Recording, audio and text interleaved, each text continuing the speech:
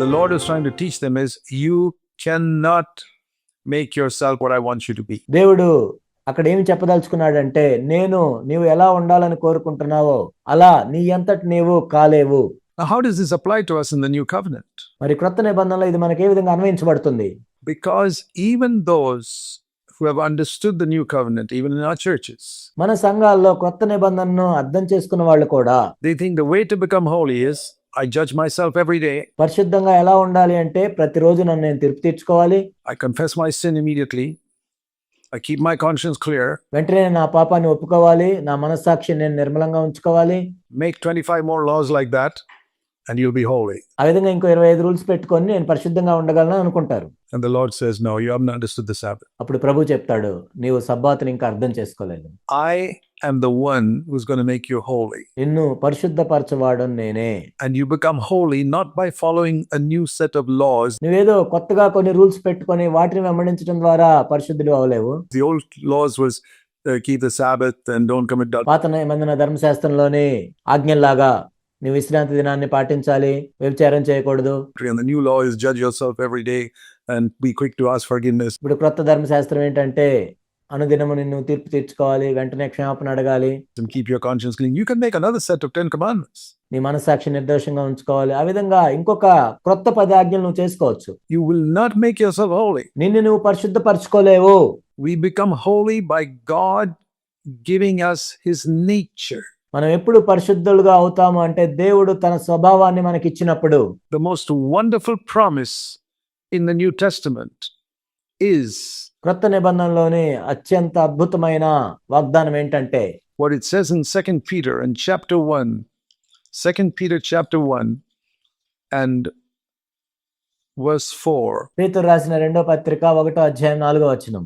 It speaks of all the promises of God as precious and magnificent promises. మనకు అమూల్యములను అత్యధికములైన వాగ్దానములను అనుగ్రహించున్నాడు. And the purpose of all these promises, 2 Peter 1:4, is to teach us it is the Lord who sanctifies us. ఈ వాగ్దానాల యొక్క ఉద్దేశం అంతా కూడా ఏంటంటే ప్రభువే మనల్ని పరిశుద్ధపరుస్తాడు. That is, we can partake of his nature. అదేంటంటే ఆయన స్వభావమందు మనం పాలివారం అవుతాము. Now you know the difference between nature doing something in a right way and you're struggling to do that in the right way. మన స్వభావాన్ని అనుసరించి ఒక సరైన పని చేయటం వేరు, ఆ సరైన పని చేయటానికి ప్రయాసపడటం వేరు. It's like I use the illustration of a pig and a cat. You train a pig never to be dirty. ఒక పంది యొక్క పిల్లి యొక్క స్వభావాన్ని మనం తీసుకున్నట్లయితే మురికి చేసుకోకూడదని పందికి మనం ఎంత తర్ఫీదు ఇచ్చినా సరే train it. I mean, there are people who train animals to do all types of things. మనం జంతువులకి అనేకసార్లు తర్ఫీదునిస్తూ ఉంటాం. So you train this dirty pig whose nature is to be dirty. ఈ మురికి చేసుకునే పంది తన స్వభావాన్ని ఆ విధంగానే కలిగి ఉంటుంది. దానికి మనం తర్ఫీదునిస్తూ ఉన్నట్లయితే to be clean. శుభ్రంగా ఉండాలి అని మనం తర్ఫీదునిస్తూ ఉంటే and to stay away from dirt.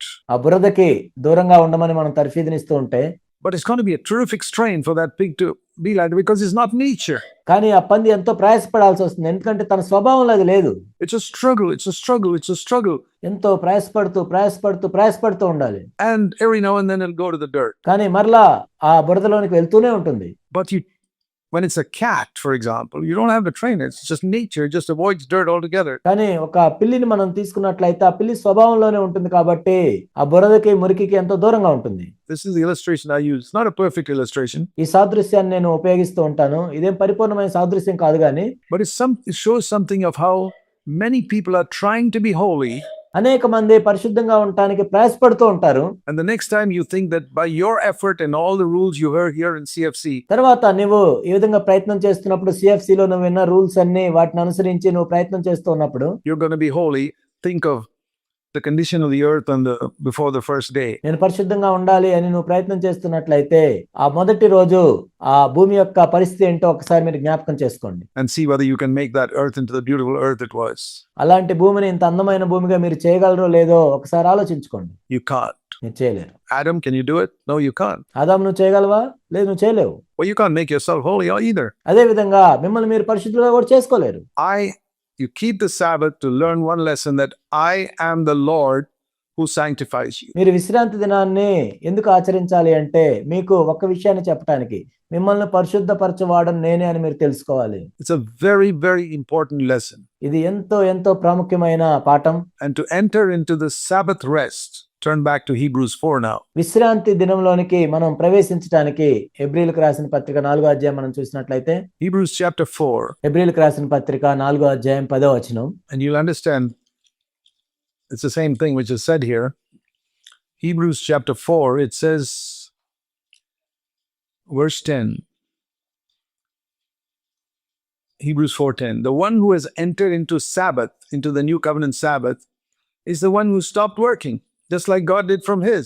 ఎందుకనగా దేవుడు తన కార్యములను ముగించి విశ్రమించిన ప్రకారము క్రొత్త నిబంధనలో కూడా విశ్రాంతిలో ప్రవేశించిన వాడు, ఆయన యొక్క విశ్రాంతిలో ప్రవేశించిన వాడు కూడా తన కార్యములను ముగించి విశ్రమించును. That means I have stopped working to make myself holy. కాబట్టి నన్ను నేను పరిశుద్ధపరచుకోవటానికి నేను పని చేయటం అనేది ఆపేశాను. I realize that God who's going to give me his nature, నాకు అర్థమైంది ఏంటంటే దేవుడు తన స్వభావాన్ని నాకు ఇస్తాడు, and I respond to that nature, which is very different ఆయన ఇచ్చిన స్వభావాన్ని అనుసరించి నేను నడుచుకుంటాను. from me gritting my teeth and saying, I'm going to judge myself and I'm going to be holy. అది నా సొంత ప్రయత్నం చేస్తున్నాను, నేను తీర్పు తీర్చుకుంటాను అని నేను పళ్ళు కోరి నేను పరిశుద్ధుడిగా ఉంటాను అన్నదానికి ఇది ఎంత వ్యత్యాసంగా ఉంటుంది. And it's when I enter into God's rest that I find my mind is also free from anxiety. నేను దేవుని యొక్క విశ్రాంతిలోనికి ప్రవేశించినప్పుడు నా మనస్సు కూడా చింతకు దూరంగా ఉంటుంది. And fear and tension and things like that. భయము, ఒత్తిడి, ఆందోళన వీటన్నిటికి దూరంగా ఉంటుంది. For example, let me use an example.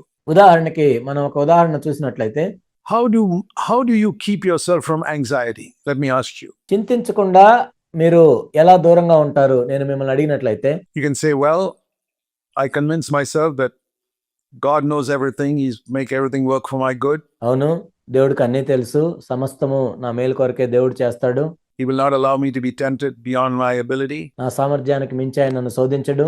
But what about the first 30 years before the scripture was written? How did people keep themselves from anxiety then?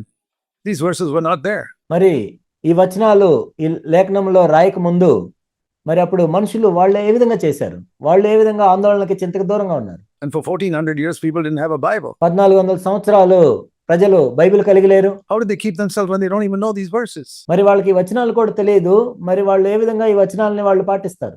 That is not the primary. It's good to know these verses, ఈ వచనాలు తెలుసుకోవటం మంచిది. but how did Jesus remain at rest? యేసుక్రీస్తు ప్రభువారు విశ్రాంతిలో ఎలా ఉన్నారు? Was he trying to remember some verse? Oh yeah, that verse. కేవలం వచనాలను గుర్తుపెట్టుకున్నారా? Therefore, I can be at rest. No, it was nature. ఆ వచనంలో ఇలా ఉంది కాబట్టి నేను విశ్రాంతిలో ఉంటాను అని అనుకున్నారా? లేదు, ఆయన స్వభావం. There's a lot of difference between trying to remember a verse, and we may forget it also. ఒక వచనాన్ని గుర్తుపెట్టుకోవటానికి మన స్వభావంలో ఉన్నదానికి చాలా వ్యత్యాసంగా ఉంటుంది.